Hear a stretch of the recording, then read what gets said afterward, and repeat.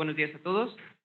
Vamos a platicar acerca de este estudio, que justamente como la doctora ya nos lo comentaba, se trata de un estudio que realicé en el equipo varonil de fútbol soccer representativo de la UNAM y traté de correlacionar algunas variables de rendimiento con el éxito deportivo. Voy a tratar de hacerlo un poquito digerible. Si tienen algunas dudas, igual al final de todas las presentaciones resolvemos aquellas, ¿no? Entonces, el fútbol todos lo conocemos, el fútbol soccer es el deporte más practicado y por lo tanto más redituable en el mundo de manera económica.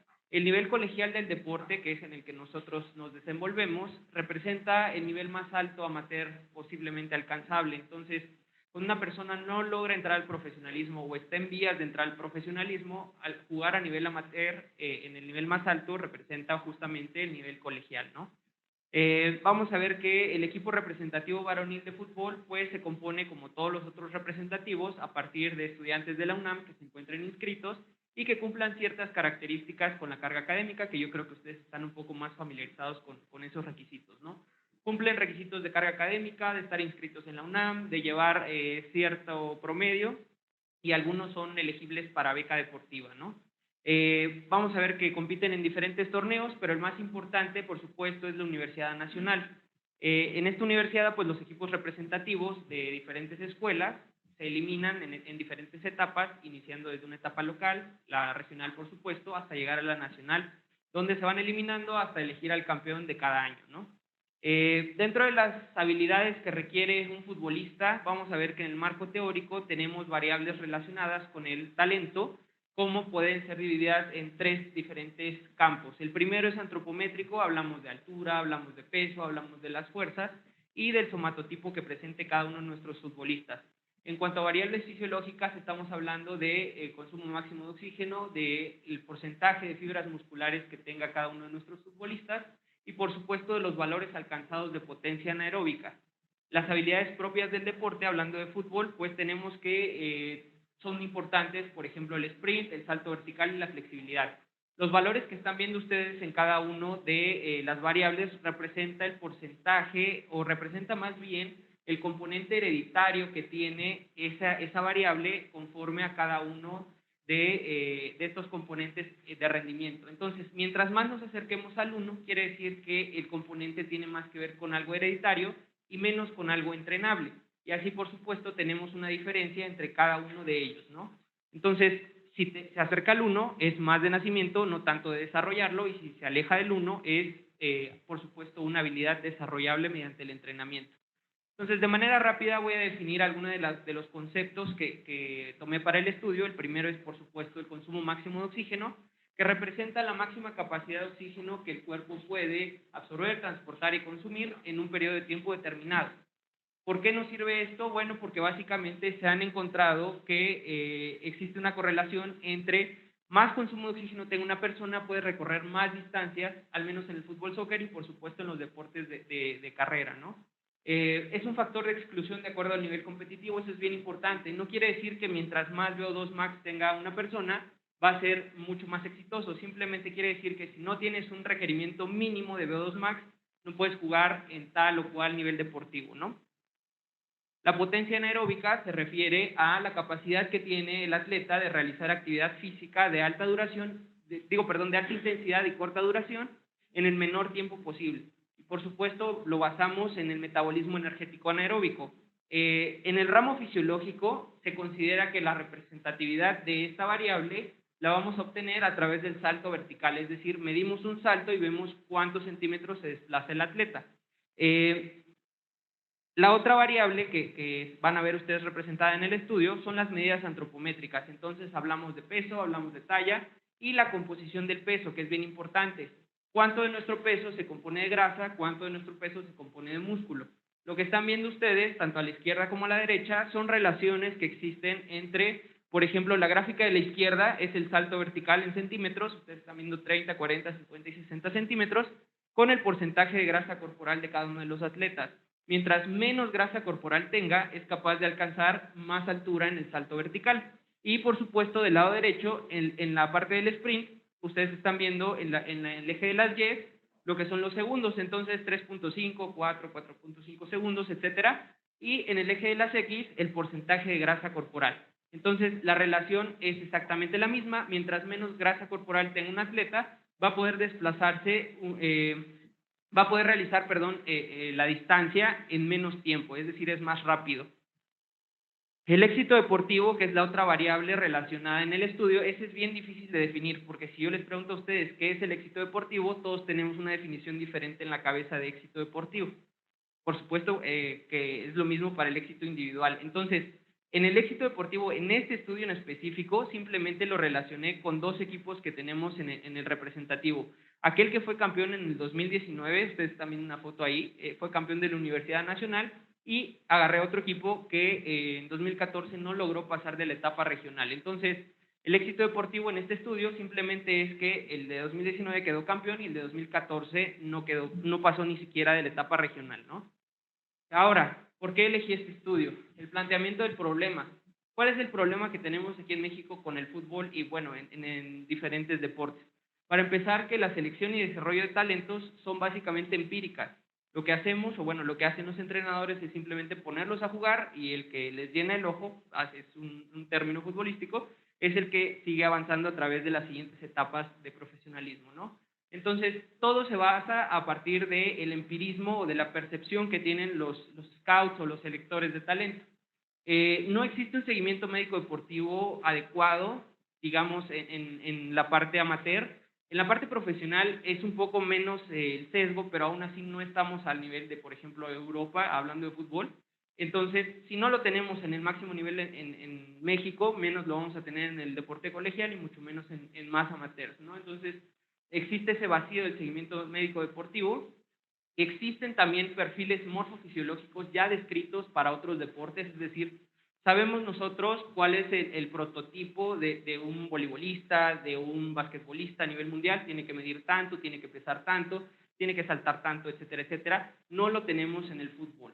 El perfil morfofisiológico del futbolista colegial, pues si no lo tenemos en un atleta profesional, menos lo vamos a tener en un atleta universitario, ¿no?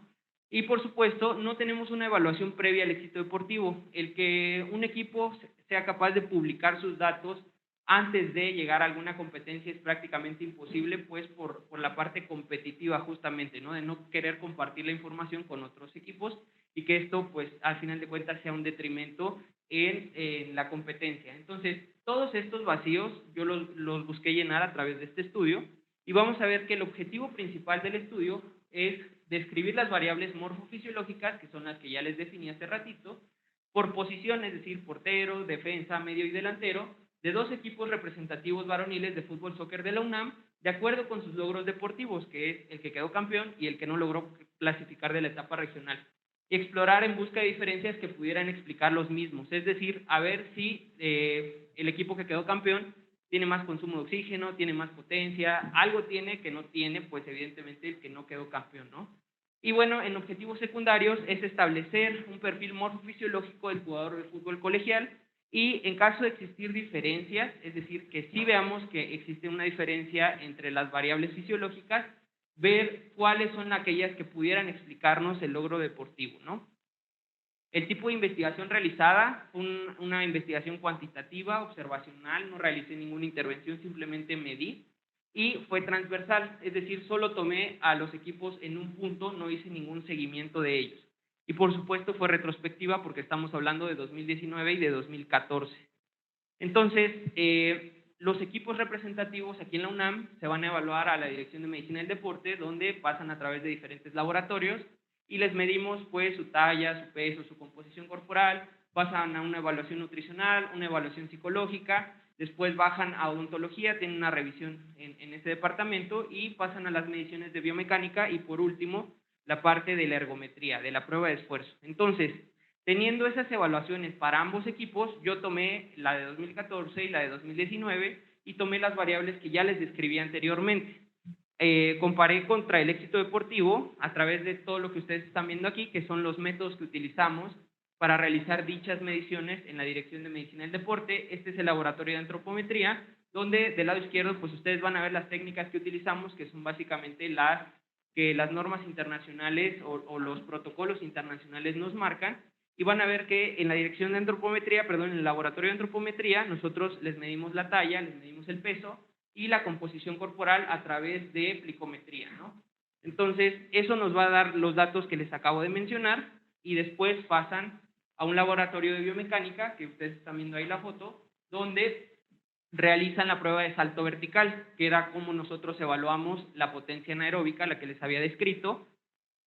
Posterior a ello, pasan al laboratorio de ergometría, donde a través de una prueba de esfuerzo monitoreado, por supuesto, realizan pues el protocolo que decidamos y a partir de ahí tenemos la información de la capacidad aeróbica que tienen los sujetos. Sobre todo en este estudio, pues nos basamos en la parte del VO2 max o del VO2 pico. ¿Cuál fue el método a seguir? Para empezar, incluía jugadores, por supuesto que ustedes saben que los equipos representativos no solamente son 22, a veces son 30, a veces son 40, pero no todos ellos son inscritos para todos los torneos. Entonces, los jugadores seleccionados, para empezar, tenían que pertenecer al equipo representativo, tenían que estar inscritos en 2019 y 2014, y solo tomé en cuenta aquellos que fueron a la Universidad Nacional de dichos años, ¿no? Y que tuvieran, por supuesto, los datos completos de las variables que ya les había mencionado. Si algún jugador no se encontraba registrado para la universidad, no estaba inscrito o estaban incompletos los datos, por supuesto que se excluía del estudio y entonces no estaba dentro del análisis estadístico que les voy a presentar a continuación. Entonces, esta es la tabla 1 de mi estudio. Yo sé que son como muchos números, pero básicamente significa que ese en promedio son cada una de las variables que tienen ambos equipos. Si ustedes ven cada variable, por ejemplo, en edad, nos dice un valor que dice promedio, y del lado izquierdo es el equipo 1, que quiere decir fue el equipo campeón, y del lado derecho el equipo que no fue campeón. Entonces, en promedio, los estudiantes pues tienen 21.2 años y 20.4 años, y así para cada una de las variables. Entonces, una vez obteniendo los datos generales, que son estos, es la tabla número 1, pasamos a hacer el análisis estadístico, donde busco diferencias entre cada uno de ellos. Si existían diferencias, quería decir que a partir de estas variables se podía explicar o podíamos tener una parte de la explicación del logro deportivo alcanzado.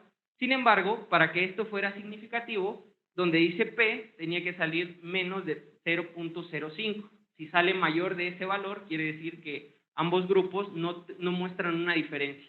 Entonces, como ustedes pueden ver, para cada una de las variables, ambos grupos no muestran una diferencia. Estadísticamente significa que son iguales, ¿sale? Entonces, vamos a compararlos ahora. Como ya salieron que los 22 contra los 22 fueron iguales, ahora vamos a ver si por posición tienen alguna diferencia. Y volvemos a tomar las mismas variables y los mismos números. Si sale menos de 0.05 es estadísticamente significativo, si no, pues no lo es. Y vemos que tampoco por posición tenemos diferencias. Si ustedes observan, solo tenemos porteros, defensas y mediocampistas. La parte de los delanteros no fue posible analizarla porque solamente teníamos 2 delanteros por equipo que cumplían todas las cualidades requeridas. Solo teníamos uno en 2014 y uno en 2019. Entonces, bueno, el objetivo principal no se cumplió. Tenemos que el éxito deportivo no puede ser explicado únicamente por estas variables. Existe algo que los diferencia a uno y a otro porque pues uno quedó campeón y el otro no lo hizo. Sin embargo, en este estudio no pude aclarar el por qué fue. ¿Por qué? Porque me falta analizar muchas más variables. Solo estamos viendo la parte morfofisiológica y el fútbol, y al igual que todos los deportes, no se basa solamente en correr, en saltar, en patear, sino que tenemos que tomar en cuenta todas las otras demás variables que involucran técnica, táctica y, bueno, la estrategia de cada uno de los entrenadores, así como la circunstancia de los rivales y muchas otras cosas, ¿no? Pero bueno, esto que ustedes están viendo es el perfil morfofisiológico del jugador varonil del equipo representativo superior de la UNAM. Entonces, a partir de aquí, nosotros ya podemos basar un perfil para el futbolista colegial. Quiere decir que si tenemos chicos que están en media superior o en alguna otra categoría competitiva que quisieran entrar al repre superior, tienen que tener mínimo estas características para poder igualar a sus compañeros que ya se encuentran jugando ahí.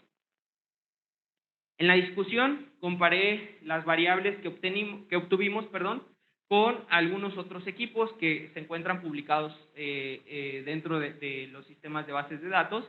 Y entonces aquí comparo a el representativo varonil mayor contra la selección nacional de Bélgica, por supuesto de fútbol, donde podemos ver que existen algunas diferencias por posición en algunos de los valores. Esto que ustedes están viendo es el consumo máximo de oxígeno Y como pueden ver, los valores de la Selección Nacional de Bélgica, por supuesto que son mayores, ¿no?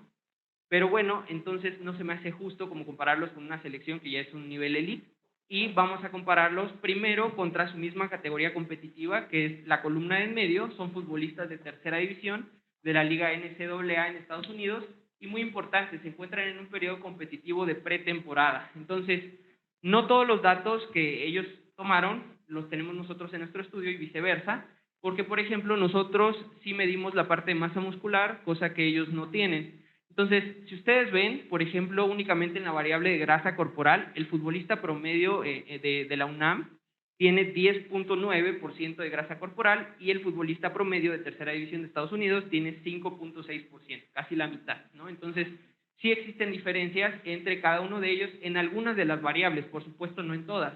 Si ustedes observan, el consumo pico de oxígeno es prácticamente el mismo si tomamos en cuenta las desviaciones estándar, ¿no?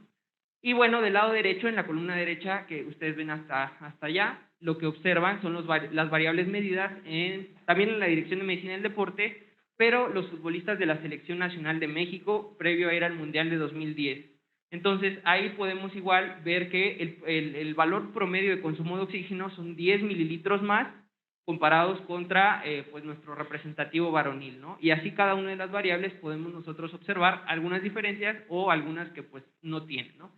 Entonces, si queremos asemejarnos al nivel competitivo, que en este caso es el máximo, el de futbolistas de la selección nacional, tendríamos que aparentar, o bueno, no aparentar, sino asemejar los datos que tenemos aquí con los datos que tenemos en la columna de la derecha, ¿no? ¿Qué sigue? ¿O cuál es la conclusión del estudio? Como les decía, para empezar, las variables morfofisiológicas que medimos no explican diferencias que pudieran explicar o no el éxito en el fútbol colegial varonil, pero simplemente eso nos dice que necesitamos más variables, necesitamos medir más variables para poder explicar o no el éxito. El seguimiento de variables morfofuncionales en el deporte es muy importante, porque a partir de ahí podemos hacer nosotros planeaciones de temporadas, podemos nosotros hacer intervenciones nutricionales y, por supuesto, asegurarnos el mejor rendimiento disponible para cada uno de nuestros atletas. En este estudio, como les comentaba, faltó la medición de variables técnico-tácticas que dependen mucho de pues, el entrenador y en este caso cómo ejecutan los atletas dentro del campo. ¿Hacia dónde va la investigación dentro del éxito deportivo? Actualmente se están midiendo otras variables que tienen poco que ver con algo morfofuncional y con algo que tiene que ver con las funciones ejecutoras, que quiere decir cómo nosotros ejecutamos lo que se nos pide dentro del campo. Y dentro de eso tenemos eso justamente que son las funciones ejecutoras, que dentro de un ambiente constante, de un ambiente altamente variable como es los deportes de equipo y en este caso el fútbol, cómo nosotros tomamos decisiones y cómo impedimos ciertas decisiones. Ejemplo, si están jugando fútbol, reciben el balón, voltean a ver y el pase que ustedes iban a dar ya se encuentra ahora cubierto, cómo nuestro cerebro procesa esa información de ya no dar ese pase y ahora tomar una mejor opción. Parece ser que las personas que tienen mejores funciones ejecutoras tienen más capacidad de ir aumentando a partir de diferentes etapas competitivas. Es decir, los atletas elite tienen mejores puntajes en funciones ejecutoras que aquellos que son amateur. Y parece ser que eso es lo que justamente los seleccionadores de talentos terminan viendo como parte de su empirismo, diciendo que quién es el que juega mejor, ¿no? Quién toma mejores decisiones dentro del campo. Entonces, falta investigación en esa parte, hacia ahí va la investigación en éxito deportivo, sobre todo en el fútbol. Y bueno, eso es todo.